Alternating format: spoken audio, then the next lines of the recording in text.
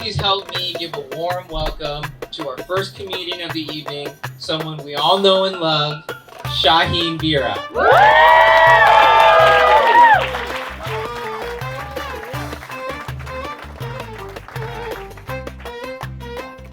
Assalamu alaikum, everyone. How's everyone doing? Jackson Market, Culver City, West Side. Give yourselves a round of applause. Thank you so much for coming out tonight. I know a lot of you and have the blessing of knowing this community, and I appreciate you all so much. As most of you know, I'm actually not from here. I am an immigrant, and I'm from a communist country, Great Britain. Yes, I know. No round of applause for the colonial bastards? No? Just kidding. I love the UK, said no one ever. I do love the accent. I have mine, but it's kind of watered down now. It's got a California twang to it, but it comes back once in a while. Whenever I go back home, I love to hear it again. I love the food because it's mostly desi food anyway. There's another one. I love that it's so green, and I love that it's so medieval still. It's like archaic and old school, and America feels so young. Like here we have guns, there they have daggers. They have the monarchy, which we all love, and Trump will have it too. If he gets to be called King Trump, he would love that. So I grew up in the UK because my ummi moved to England when she had an arranged marriage with my father. Now, arranged marriage is actually better known as human trafficking. It's when beautiful young women become victims of it. In hindsight, arranged marriage in my mom's sense makes complete sense because had she known him, she would have never married the idiot. So she gets divorced, yay, that's the happy part of that story, and is a single parent to me and my brothers in the UK. She settles down in this small town in Surrey called Hawley, which is spelt with an H, not a W. Many British towns in Surrey are predominantly white and old, and just like the people, very white and old-fashioned too. And my ummi is this young, proud Kashmiri who decides that she's going to live there with 3 of her children, and her primary form of dress is going to be her 3-piece shalwar kameez suit, which I think is absolutely beautiful, but in a predominantly white, old-fashioned town, not so much. So one day, Ammi and I are walking to our house after school, and she's wearing this beautiful, bright yellow shalwar kameez. She's looking absolutely beautiful. And this old man, with his old man fashion thoughts, on this bench yells, "Oi, you packy in yellow! Bugger off home with your little packy too." And my ummi looks at him and says, "Well, that's where we're going, dear." Damn straight, Mom, damn straight.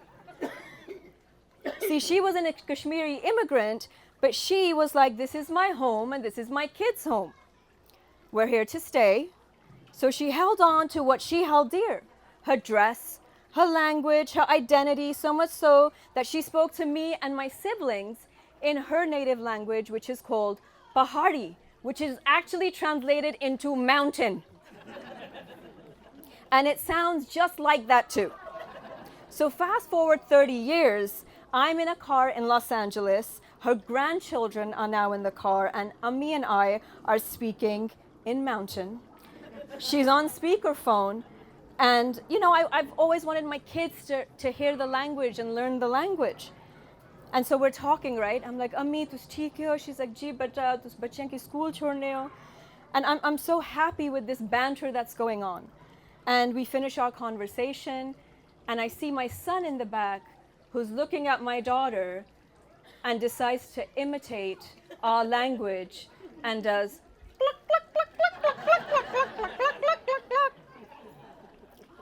sorry, Ammi, but the Pahari ended with the Americans. I'm a mom, and I get really, really annoyed when men say things like, we're having a baby. I guess it's a woke thing to say these days, and from the looks of it, it just looks like mom is doing more of the work. Like 9 months of pregnancy and keeping it alive for the rest of her life.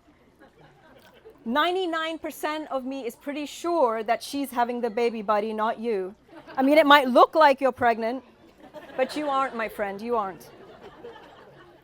I have 3 children, Invoice, Bill, and Tab Veera.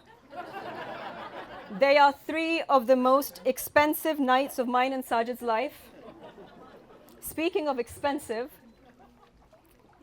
did anyone see the Blue Origin flight?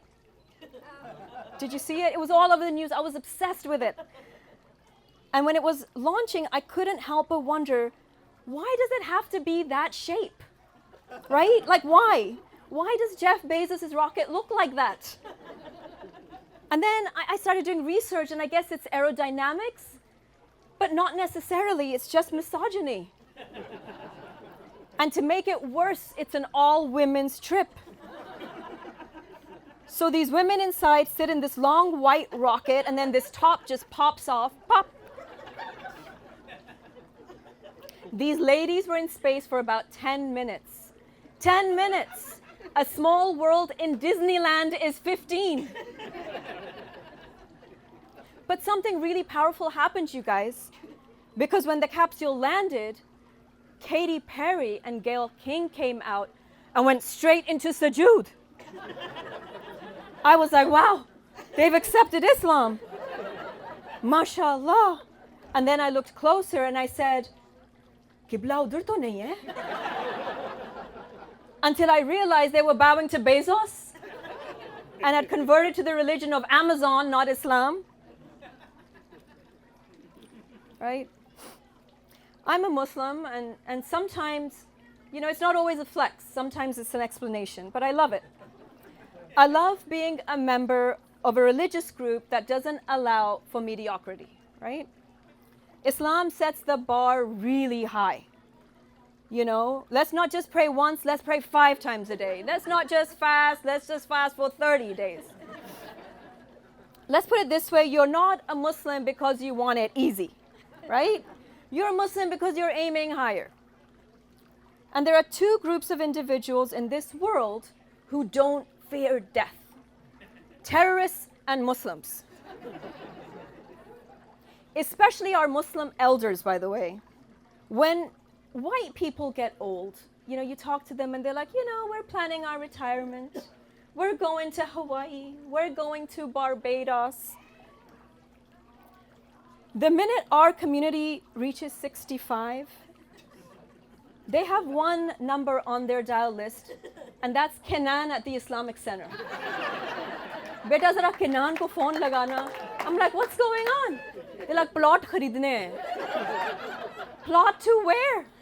Where, what is this exotic place that we're applying plots at? Rose Hills. 2 plot chahiye mere liye teri ammi ke liye, and I'm just shaking my head. Seriously, I feel like our elders are just waiting to die, right? Every single day, the way they speak, it looks like they're dodging a bullet.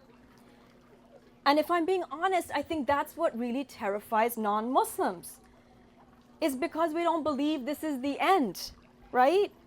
When we die or someone we love dies, we're like, alhamdulillah, that means thank God, right?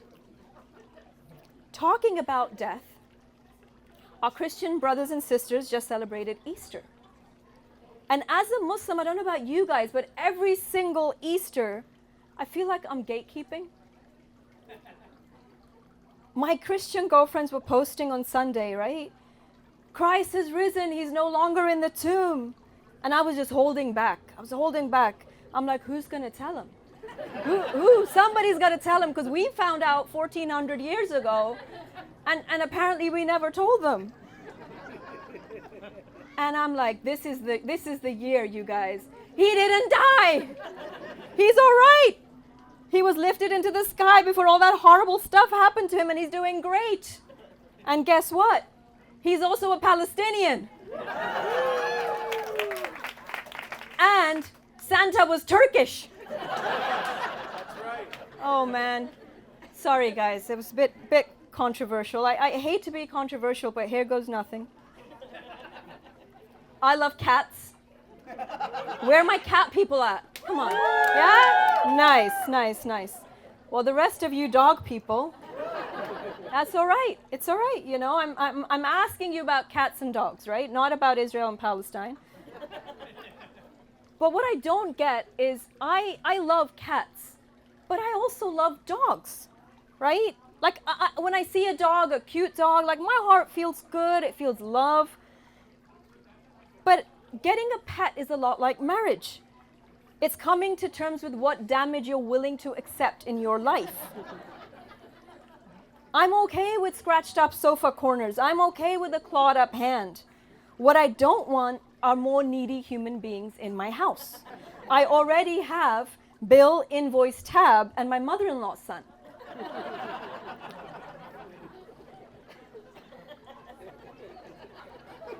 You know, with dogs, there's like a story, right? There's always a story. Like, we went to a breeder, we went to the shelter, we looked for hours, we researched the breed. You know, a Cocker Spaniel was the right fit for us, or German Shepherd, a Doodle mix. You know, with cats, it's different. It's like I was at work, I was standing in the parking lot by the dumpster.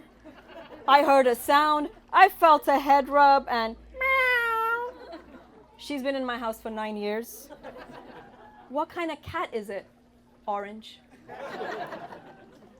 Going back to Israel and Palestine, just kidding. That topic, man, it gets certain crowds really tense and nervous, right? But honestly, it's like loving cats and it's like loving dogs. It's believing that all of them have the right to love and safety. Just imagine your favorite one, a cat or a dog, and now imagine it's in Israel or it's Palestine. What's so ironic is in both places, it's the same race, human, right? So why can't we just be better and just love the human race? Thank you. Did you know that dogs attack when their owner is in danger or like under threat? They do. A cat will attack anyone for no apparent reason. And you know what we say to that? He just does that sometimes. Anyhow, talking of pets, now my child. My daughter recently got into trouble at her high school, and her counselor called and said, Mrs. Veera, you know, Zahra has been involved in an incident. So I got really concerned, rightly so, and I said, you know, what's going on? So she said, well, I'm afraid she's been posting on her Instagram account and putting tags. And when we asked her about it, she said, I didn't do anything wrong. And they said, why is that? She said, because it's funny. Now I was on the other line thinking, I can't wait to read this stuff. Don't delete them anytime soon. Anyhow, you guys, that's my time. Thank you so much. Thank you.